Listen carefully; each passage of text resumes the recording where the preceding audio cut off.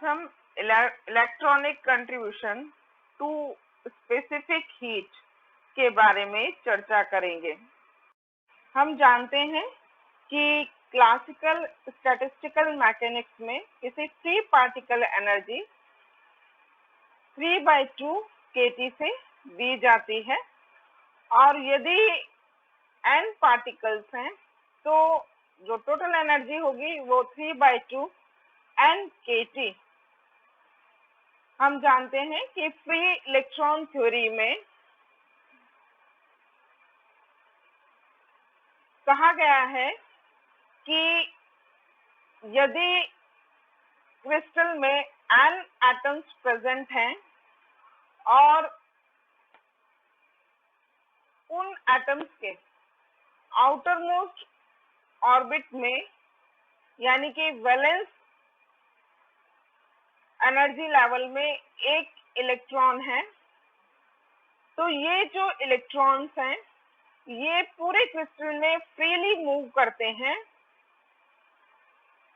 इसलिए हम इन n electrons को फ्री पार्टिकल की तरह से ट्रीट करके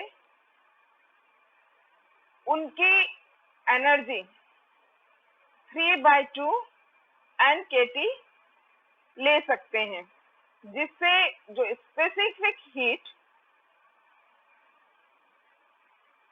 C इलेक्ट्रॉन, यदि आप इसे T के रिस्पेक्ट में डिफरेंशिएट करेंगे तो 3/2 n k प्राप्त होती है।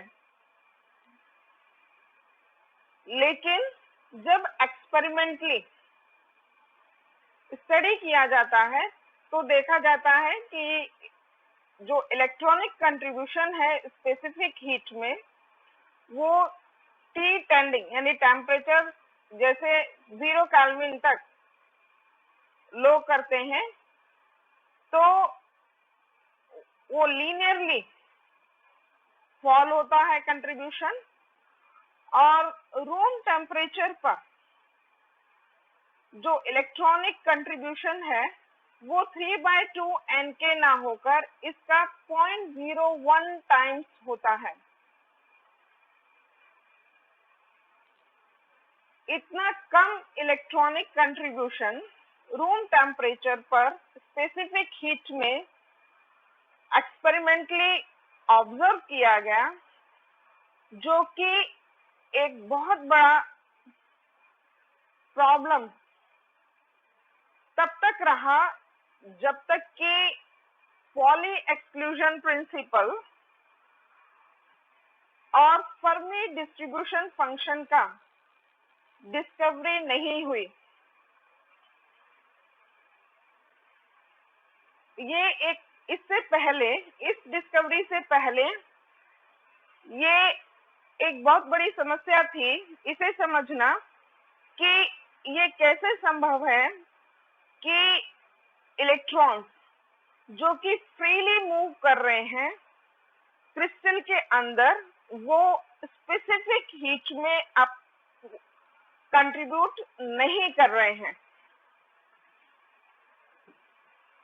इसको पॉली एक्सक्लूजन प्रिंसिपल और फर्मी डिस्ट्रीब्यूशन फंक्शन की डिस्कवरी के बाद ही समझा जा सका। हमने ये कर्व पहले भी प्लॉट किए हैं, जहां ये G epsilon density of state है और F epsilon Fermi distribution function है, जो कि ये प्रोबेबिलिटी देता है कि जो स्टेट भरी होने की प्रोबेबिलिटी देता है। तो हम जानते हैं, जैसा हम पहले के वीडियोस में स्टडी कर चुके हैं, कि T=0 केल्विन पर फर्मी एनर्जी के से कम एनर्जी वाले सारे एनर्जी लेवल्स कंप्लीटली ऑक्यूपाइड होते हैं इलेक्ट्रॉन्स के द्वारा, और उससे हायर एनर्जी के एनर्जी लेवल्स कंप्लीटली एम्प्टी होते हैं। लेकिन यदि आप T थोड़ा सा बढ़ाएं, 0 केल्विन से थोड़ा बढ़ाएं, तो इस रीजन के जो इलेक्ट्रॉन्स हैं वो केटी एनर्जी एब्जॉर्ब करके इस रीजन में आ जाते हैं। कहने का मतलब यह है कि वो इलेक्ट्रॉन्स जिनकी एनर्जी एप्सिलॉन एफ यानी फर्मी एनर्जी से काफी कम है, वो एनर्जी एब्जॉर्ब नहीं करते हैं, क्योंकि टेम्परेचर अभी भी काफी कम है। तो इतनी एनर्जी केटी एनर्जी इतनी नहीं हो पाती है जिससे कि वो उसे एब्जॉर्ब करके उन्हें इतनी एनर्जी मिल जाए कि वो ये खाली एनर्जी लेवल्स में जंप कर पाए, क्योंकि उनके आसपास के एनर्जी लेवल्स खाली नहीं होते हैं, जबकि जो फर्मी एनर्जी लेवल है उससे हायर एनर्जी के लेवल्स एम्प्टी हैं। इस कारण से जो फर्मी एनर्जी के जस्ट नीचे जस्ट थोड़े कम एनर्जी वाले जो एनर्जी लेवल्स हैं उसके इलेक्ट्रॉन्स ही केटी एनर्जी एब्जॉर्ब करके एप्सिलॉन एफ एनर्जी के हायर एनर्जी वाले एनर्जी लेवल पर जंप कर पाते हैं।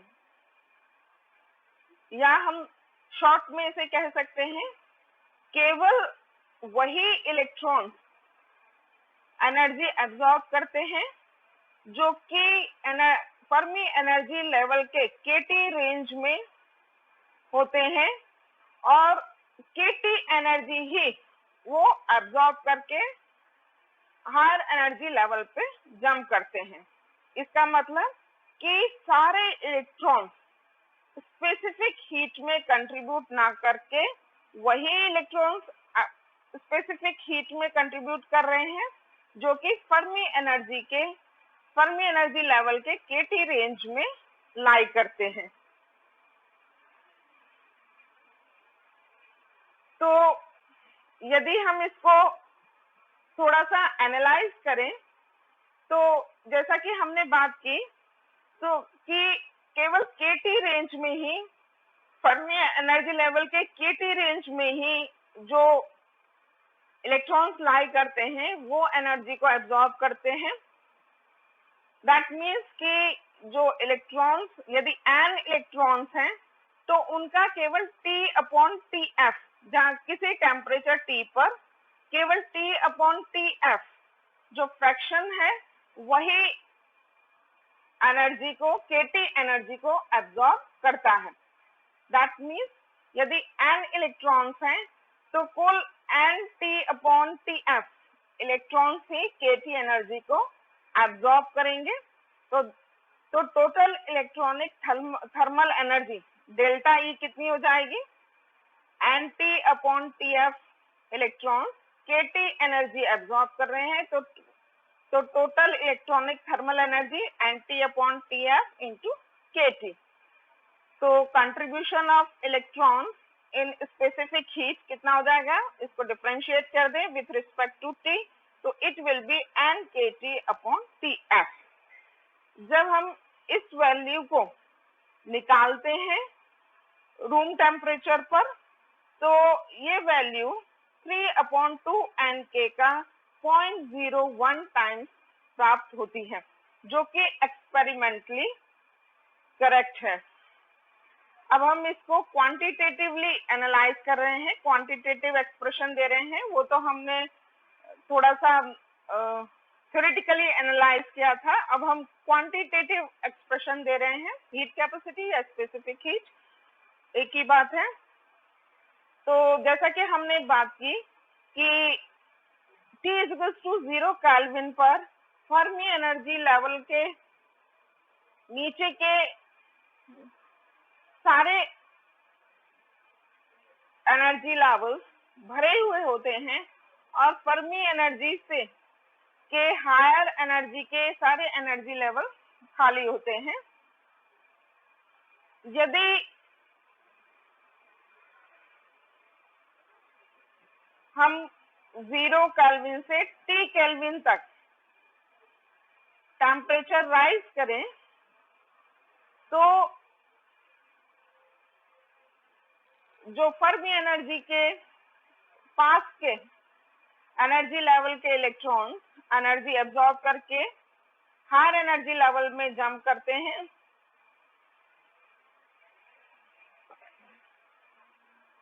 तो जो चेंज इन एनर्जी है वो इस एक्सप्रेशन से दिया जाएगा। ये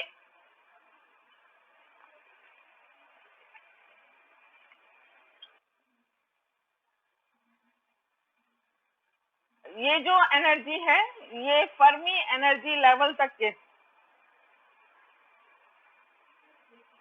एनर्जी है जो इलेक्ट्रॉन्स की 0 से एप्सिलॉन एफ तक, ये जी एप्सिलॉन डेंसिटी ऑफ स्टेट, तो डी एप्सिलॉन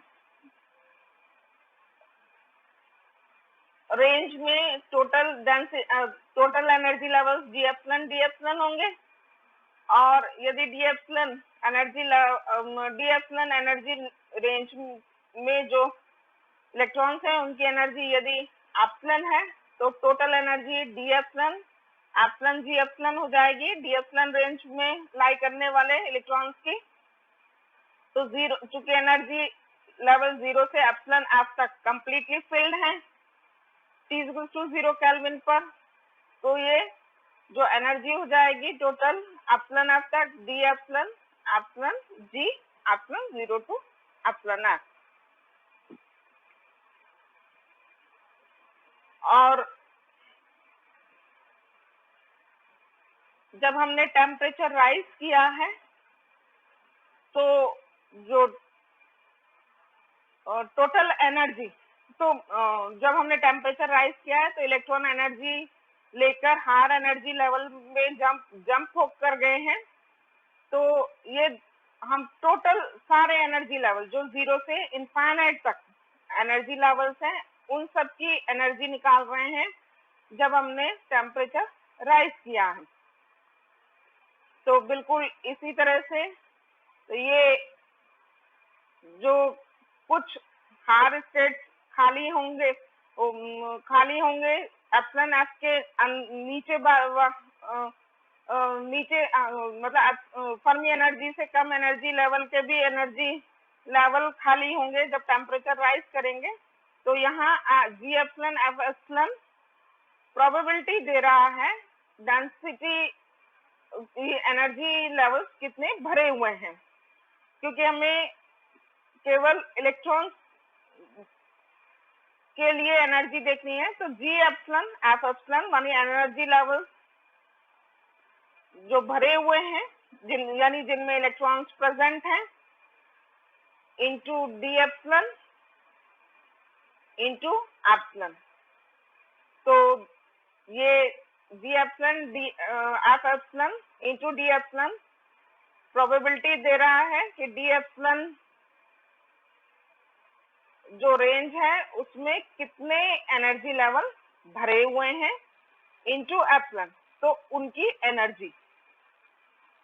और टोटल जो हम एनर्जी लेवल्स सारे एनर्जी लेवल देख रहे हैं तो 0 से इनफाइनाइट तक, तो उनका डिफरेंस है, तो ये आपको चेंज इन एनर्जी दे देगा। ये तो जब टेम्परेचर राइज नहीं किया था उससे पहले की एनर्जी, और ये जब टेम्परेचर राइज किया है तो टोटल एनर्जी कितनी हो गई, क्योंकि इलेक्ट्रॉन अब हायर एनर्जी लेवल में चले गए हैं, तो कुछ हायर एनर्जी लेवल भर गए हैं और कुछ लोअर एनर्जी लेवल खाली हो गए हैं।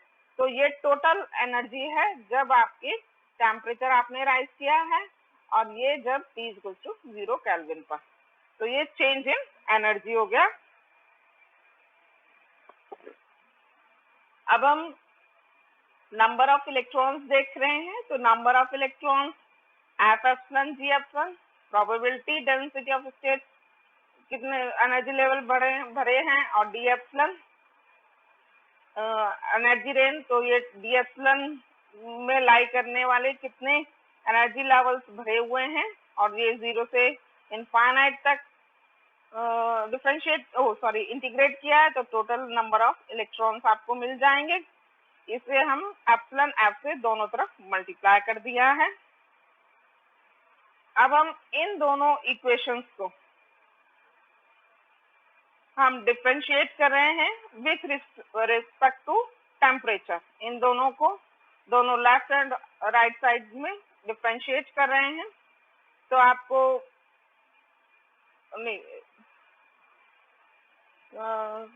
सॉरी 3 and 5 को इसको नहीं कर रहे हैं, 3 and 5 को, इक्वेशन नंबर 3 और इक्वेशन नंबर 5 को डिफरेंशिएट कर रहे हैं विथ रिस्पेक्ट टू टेम्परेचर। तो आपको del upon del T differentiate करेंगे तो ये स्पेसिफिक हीट ऑफ इलेक्ट्रॉन आपको ये मिल जाएगा डीई एप्सिलॉन जी epsilon del F over del T. Second term 0 होगी, इसलिए वहां यहाँ लिखी हुई नहीं है। और ये फिफ्थ इक्वेशन, ये थर्ड इक्वेशन को डिफरेंशिएट किया है और ये फिफ्थ इक्वेशन को डिफरेंशिएट किया है। तो यहाँ del F over del T, ये लेफ्ट साइड तो 0 जाएगा, तो ये आपको राइट साइड में मिलेगा।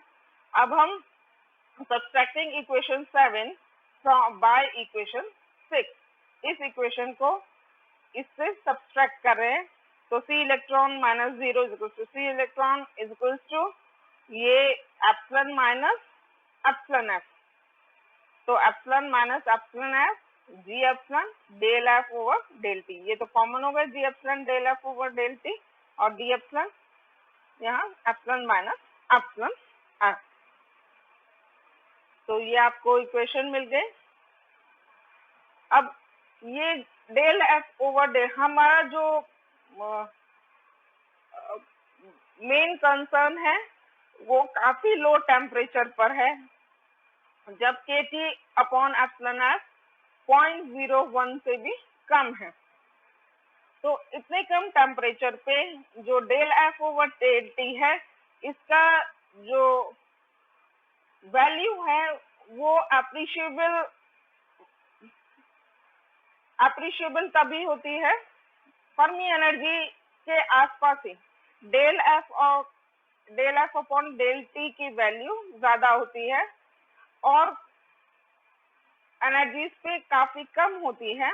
इस कारण से इसका जो वैल्यू है इंटीग्रैंड की, वो del F over del T के काफी कम होने पर के कारण और एनर्जीज पे उतनी अप्रिशिएबल नहीं होगी जितनी कि फर्मी एनर्जी पर होगी।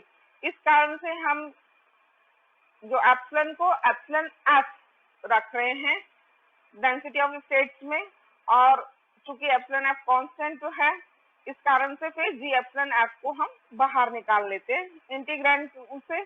तो 0 to infinite d epsilon epsilon minus epsilon F del F over del T. ये फर्मी ऑक्यूपेशन नंबर हम 1 over exponential epsilon minus epsilon F over के टी प्लस 1, हम एप्सिलॉन एनर्जी के लिए ही यूज कर रहे हैं। Epsilon minus epsilon F over के टी प्लस 1 होता है, इसे डिफरेंशिएट करेंगे विथ रिस्पेक्ट टू टी, तो आपको ये मिल जाएगा। यहाँ पर हम एक्स को epsilon minus epsilon F over के टी को एक्स से रिप्लेस कर रहे हैं इस इंटीग्रैंड में।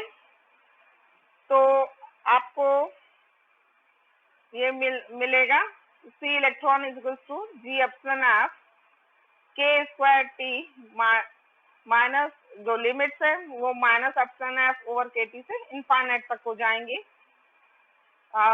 एक्स इज इक्वल टू 0 आप या ई इज इक्वल टू 0 रखेंगे तो एक्स आपका माइनस एप्सिलॉन एफ ओवर के टी होगा, वो यहाँ पर लिखा हुआ है D x x square e to the power of x over ex plus 1 whole square. ये जो लोअर लिमिट है माइनस एप्सिलॉन एफ ओवर के टी, इस पर जो e to the power of x की जो वैल्यू है वो काफी कम होती है इस लोअर लिमिट में। लोअर लिमिट में इसकी वैल्यू बहुत कम होती है।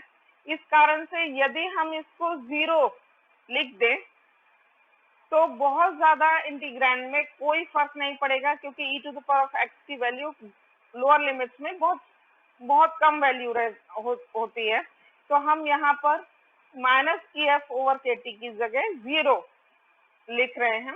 एक्चुअली ये सब हम थोड़ा सा सिंप्लीफिकेशन इसलिए कर रहे हैं जिससे हम एक ऐसा इंटीग्रल प्राप्त कर लें जिसकी कि हम एक स्टैंडर्ड इंटीग्रल प्राप्त कर लें जिससे कि हम उसके वैल्यू प्लेस कर सकें।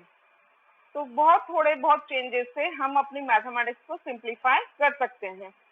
तो चूंकि जैसे हम बात कर रहे थे कि e⁻x की वैल्यू बहुत कम होती है इस लोअर लिमिट्स में, इस कारण से हम -EF/kT को यदि यहाँ 0 रख लें तो भी बहुत ज्यादा अंतर नहीं पड़ेगा। लोअर लिमिट और नीचे ले जाएगा, मतलब और नीचे करके 0 कर ले तो सॉरी 0 नहीं, -∞ तक कर ले, सॉरी -EF/kT को 0 गलत बोल गए। यदि -∞ तक कर ले और लिमिट नीचे ले जाएं काफी, क्योंकि बहुत लोअर लिमिट्स में e⁻x की वैल्यू काफी कम होती है, इस कारण से हम इसको -∞ तक लेके जा रहे हैं। तो इसे -∞ रख ले तो -∞ से ∞ dx² e⁻x upon e⁻x+1 whole square की जो वैल्यू है वो π²/3 होती है। तो हम यहाँ पर इसे रिप्लेस कर देंगे।